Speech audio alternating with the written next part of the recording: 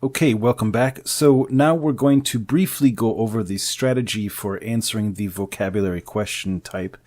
We're only going to go over it briefly because I did talk a bit about the strategy in the summary video, but I want to go further into a little bit more of the details of the strategy here. Now, you should have already read this entire page and read it thoroughly. The videos that I add to this course, just as a side note, these do not replace the information here. They add to it. So if you have not read this page, go back and read this page thoroughly, and then come back and watch this video. Okay, so the vocabulary questions strategy. Obviously, you need to have good vocabulary, and this is another thing that I've covered in a couple other videos, so I won't go too in-depth about that.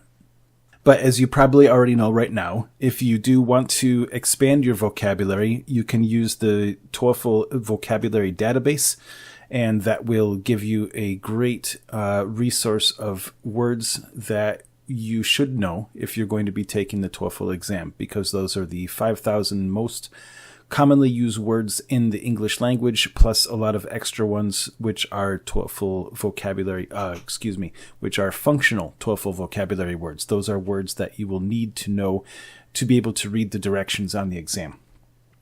Okay, so we have a solid strategy for answering this question type, so let's go through it now. First of all, as it was stated on the page with the official video summary, I do not agree with what they said when they mentioned that the vocabulary words in the exam will not be defined in text.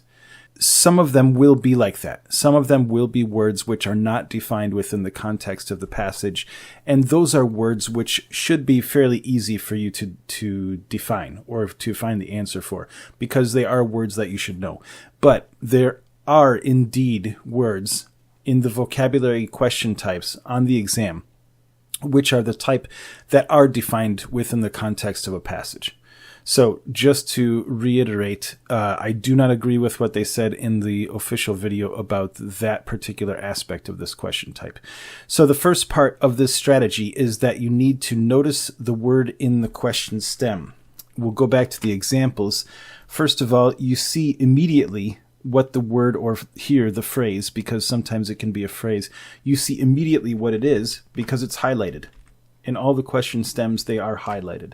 They're also highlighted within the reading passage, so you don't have to spend time trying to find the location of the answer like you did with the factual information and detail questions. It's highlighted in the question stem, and it's also highlighted in the reading passage. So that eliminates a lot of the time that you would have with other question types about trying to find the location of the answer within the text. So you first notice the question in the question stem. It's highlighted. You'll also notice that this is true with the pronoun questions, but that's the subject for another video, and you will learn about that question type soon. So if the word is not a pronoun, then you know that it's a vocabulary question type. So when you discover that it is a vocabulary question type, there are actually two different possible strategies that you can use. One for if you actually know the word and you know the definition of the word, and another strategy for if you do not know the word. So if you already know the definition of the word, you can look at the different answer choices down below the question stem. So instead of immediately going to the text up here, you look at the phrase or the word, and you look at the different answer choices. And as I covered in the other video, one of the tricks and traps of this question type is that they give you answer choices which might actually be one of the definitions of the word, but it might not be the way that that word is used in context. So that's one thing that you have to look out for. But before we get to that part, first you locate the word, you look at the possible definitions. If you see that there are more than one word that could be the definition, then you would skip to the next part where you're actually looking for the definition in the context. But if there's only one answer choice down below, which is the definition, just choose it and move on to the next question. If you're not sure, then the first thing that you would do is eliminate obviously wrong answers. Okay, so just to step back and take this from the beginning. First, you locate the word, you look at the different answer choices. If you do not know the definition by looking at the answer choices, then eliminate the ones that are obviously wrong. Sometimes you might have to go to the reading passage to do that. Then locate the answer which could be the meaning in the context. And I covered this in the last video about the summary, is that sometimes to do that, you have to take the phrase or the word and put it into the place of the sentence in the context. And sometimes that will help you to find the answer. That's especially helpful if you have a possible answer, or you have two possible answer choices, which it could be. So sometimes using the replacement method is a good way to determine which one of those answers is the correct answer. So then when you do the replacement method, obviously you just have to go back and check each one and confirm your answer and move on to the next one. So that's what I mean by confirm your answer. So then if you do not know the definition of the word and you're looking at the answer choices and you're not really sure which one it could be, then immediately move to reading the sentence that the word or the phrase is used in the context of the passage. So here you would read the entire sentence and forget about these right here. So you just read the sentence and try to think what it could mean. Maybe you don't know what the phrase means, but when you're learning about words and vocabulary like phrases and words, there are only a few possible answers of what a word or a phrase could mean. So sometimes when you hear the word in context, even if you don't know the word or the phrase, there's only one or two possible meanings, and so it's automatically clear. So when you have that understanding of what it probably means, then you can compare it to the answer choices, choose the best one, and move on. So then, once again, if you don't know the answer, eliminate wrong answers, choose the best one that's possible. If you still don't know after doing all the different methods there, just choose the best one that's possible.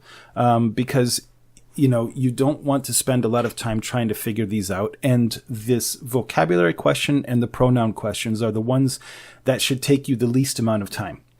Now, I say here that you should not spend any more than 20 seconds on this question type. Now, that seems like a very short period of time. But even though it's taking me a while to explain this, when you're actually doing this process, it goes much quicker. Now, just to give you an example of how 20 seconds is actually a pretty decent amount of time to answer this question type. So let's say you first get the question stem. You know that it's either a vocabulary or a pronoun question. Well, took place is not a pronoun, so you're going to be having to look for a definition. So let's say I'm going to just move my cursor at the speed of which it would normally take, and I'll count to you 20 seconds so you can see that actually is enough time. So let's say that we first get this question. 1, 2, 3, 4, 5, 6, 7, 8, 9, 10, 11, 12, 13, 14, 15, 16, 17, 18, 19, 20. Done. Okay. Now, maybe that seems a little bit quick to some of you, maybe not, but really it shouldn't take much longer than that. Now, if you still haven't figured out the answer after 20 seconds, give yourself up to a minute. But once again, just like with all of the different question types on this section of the exam, do not spend any more than a minute. But hopefully you will be practicing plenty of these question types before the exam day so that you will actually get it down to 20 seconds. So just to summarize, the strategy for this one is, first of all, notice that the word is highlighted. If it's not a pronoun, then you have to look for a definition. If it's a pronoun, well, we'll cover that in the next in the lesson about the pronoun questions. So you first locate the word. You look at the possible answer choices. If you know the meaning, and there's only one possible answer, choose it and move on. That will take you less than 5 seconds. If you know the answer and there's more than one possibility, read the sentence and then find the answer choice. If you don't know the word, well, you can read the sentence get the possible answer of what it could be, compare it to the answer choices, choose the best one, and move on. If you still don't know and you're not really sure, eliminate the answers which are probably wrong or obviously wrong. If you have one or two left, just pick the best one and move on. And really, that's it. Once again, with all of the different question types, if you are approaching that minute mark and you still don't have the answer, choose the best answer and move on. Make a note of which question number that is on the section. And if you have time at the end of the reading section or after you've finished all of the different reading passages, go back to that question type and then spend a little bit more time on it, but do not spend more than a minute on it. And that is essentially all that you need to know about the vocabulary question type. And of course, there will be some practice at the end of this section here. So I hope that helps, and we'll see you in the next lesson.